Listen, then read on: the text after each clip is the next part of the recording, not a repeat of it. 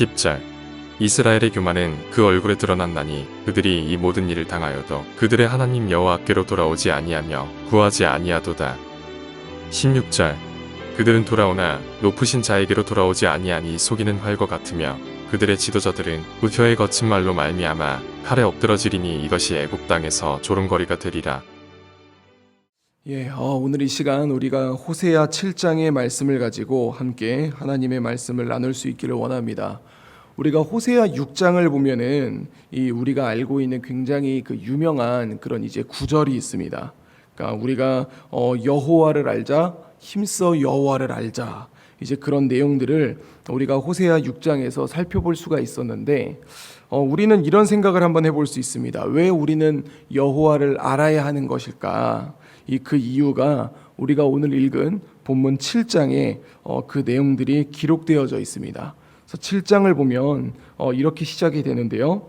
내가 이스라엘을 치료하려 할 때에 에브라임의 죄와 사마리아의 악이 드러나도다.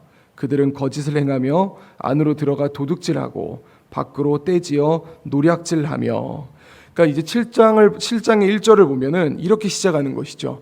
내가 이스라엘을 치료하려 할 때에, 하나님이 이스라엘을 치료하려고 하는데 그때 이제 에브라임의 죄와 사마리아의 악이 드러났게 됐다라고 얘기를 합니다.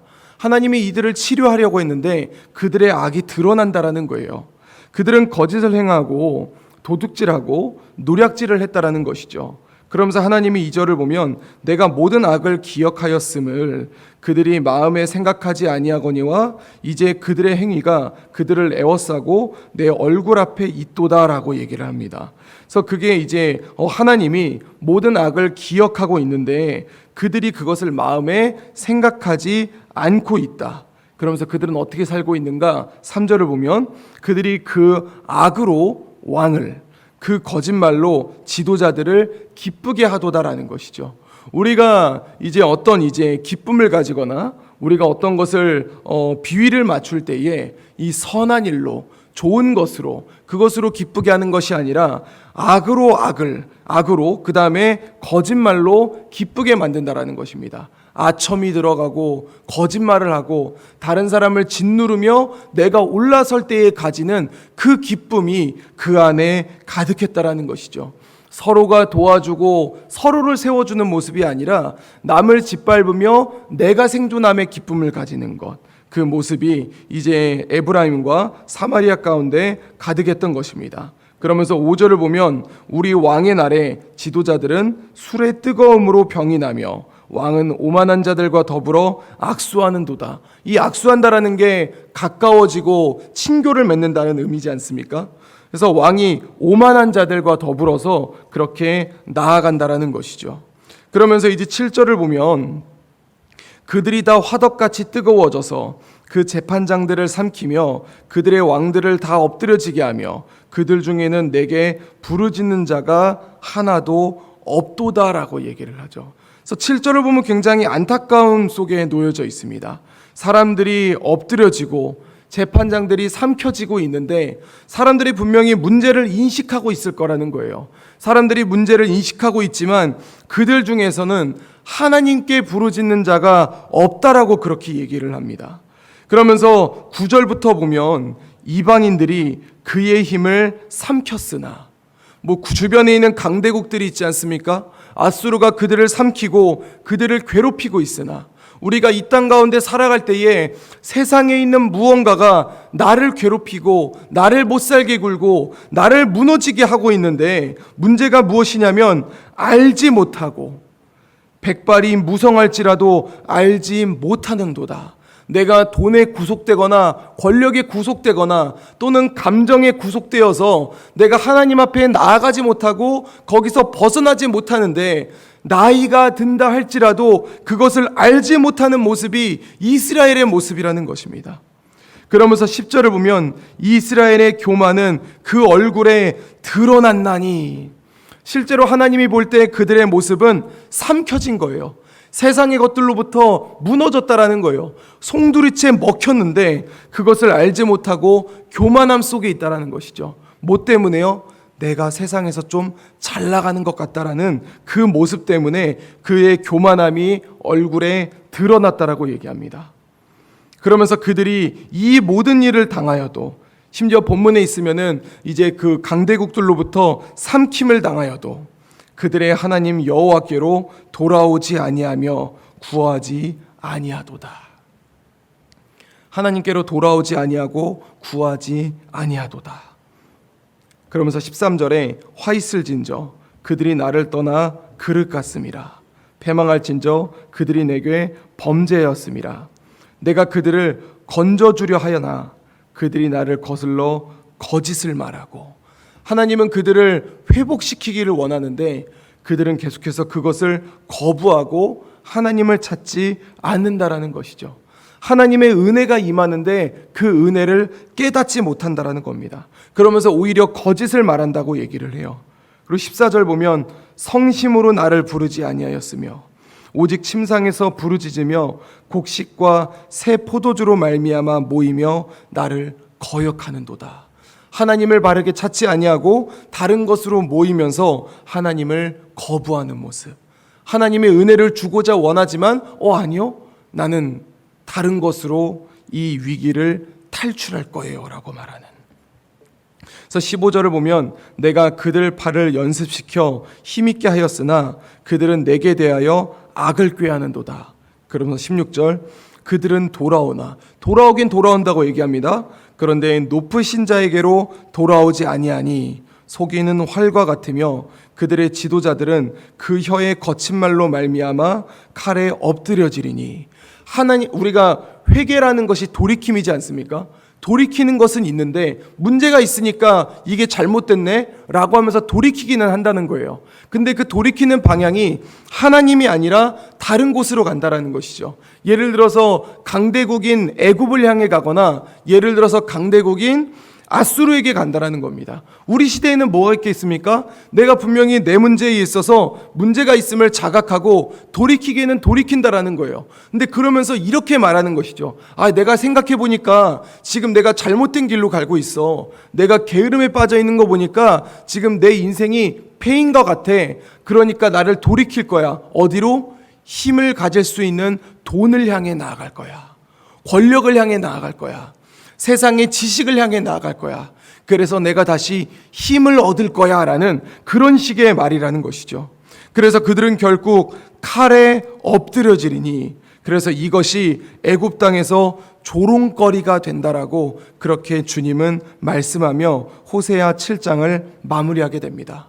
주 안에 사랑하는 성도 여러분, 왜 호세아는 우리 본문의 앞장인 6장에서 왜 하나님을 알자라고 얘기하고 힘써 하나님을 알자라고 얘기를 했을까요? 이들의 분명히 가지고 있는 문제는 이들의 인석의 문제라든가 이들이 어떻게 가지고 있던 정말 악함만 가득했던 그런 모습이 아니었습니다. 그들이 이런 모습을 보였던 이유는 단순한 것입니다. 하나님을 알지 못했기 때문에.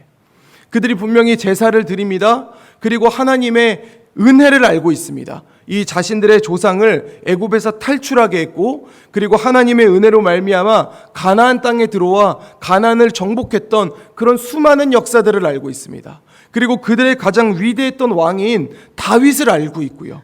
그런데 그들이 위기 속에서 더 이상 하나님께로 돌이키지 못합니다. 왜요? 하나님을 알지 못하기 때문에. 주 안에 사랑하는 성도 여러분, 그래서 우리는 오늘 본문을 보면서 우리가 느낄 수 있는 것은 참 감사함밖에 없다라는 것을 우리는 기억해야 될 줄로 믿습니다. 왜냐하면 하나님이 이 땅 가운데 살아가는 우리를 위해 하나님의 말씀인 성경을 주셨고, 그리고 우리가 예배를 드릴 수 있게 하셨고, 그리고 우리가 하나님으로부터 말씀을 들을 수 있게 하셨고, 그래서 우리가 예수 그리스도를 믿는다라고 할 때에 그때 하나님이 우리에게 하나님의 영인 성령 하나님을 보내주셔서 우리 마음 가운데 그 예수님의 가르침을 생각나게 하시고, 그리고 우리가 그 주의 뜻대로 살아가게 하시는 주님의 은혜를 부어주셨기 때문이라는 것입니다.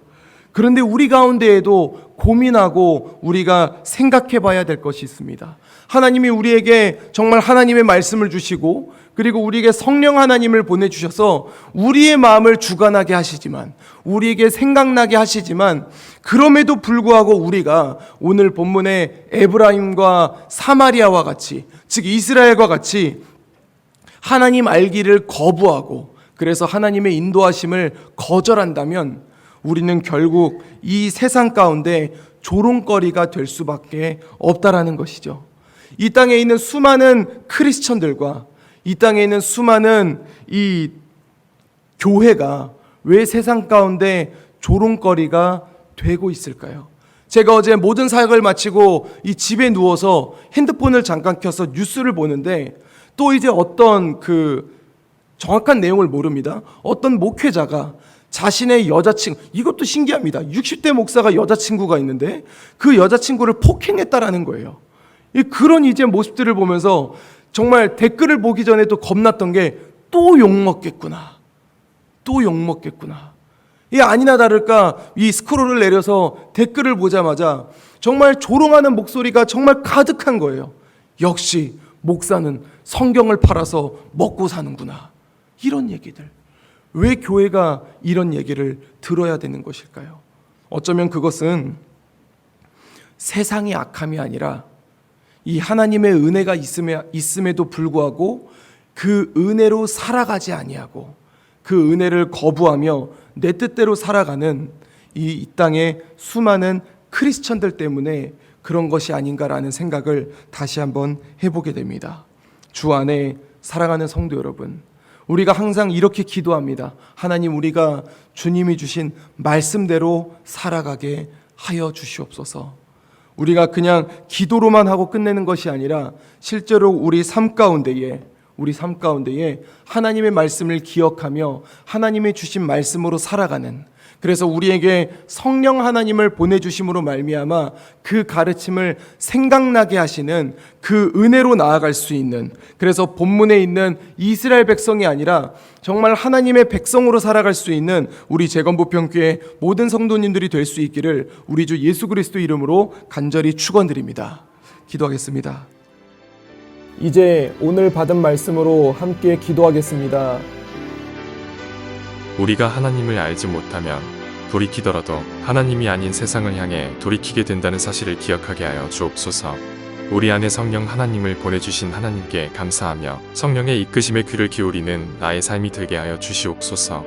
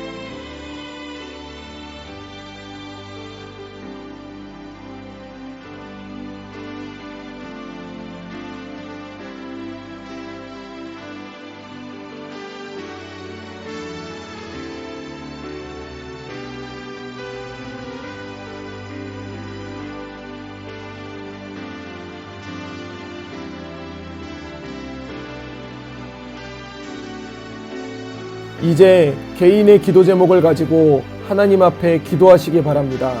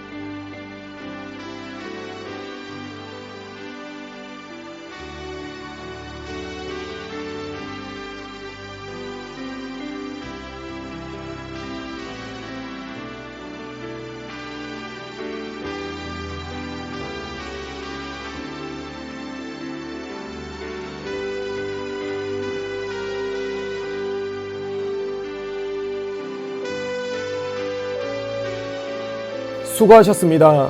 오늘도 하나님의 인도하심 가운데 승리의 하루를 보내시는 우리 재건부평교회 모든 성도님들이 되시기를 주님의 이름으로 축복합니다.